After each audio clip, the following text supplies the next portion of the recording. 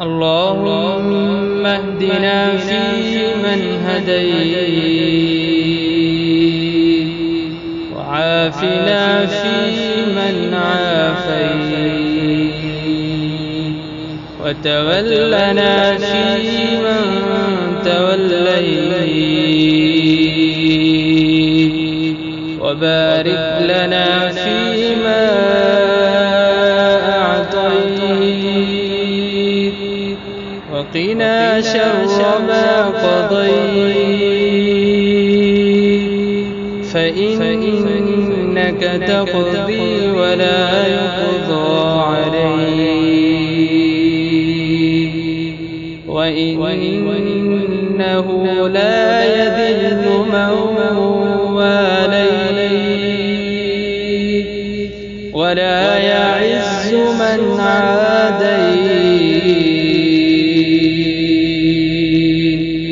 تباركت ربنا وتعاليت، نستغفرك ونتوب إليك،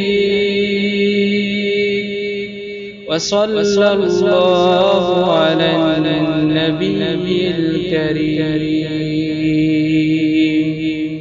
اللهم إنا نعوذ بك من جهد البلاء ودرك الشقاء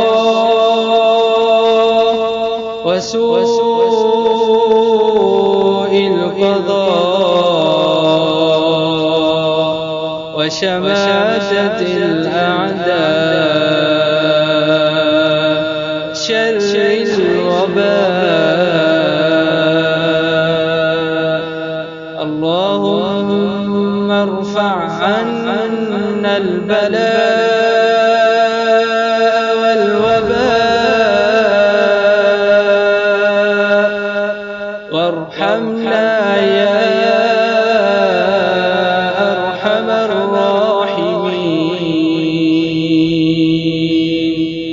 وارحمنا يا أرحم الراحمين، وارحمنا يا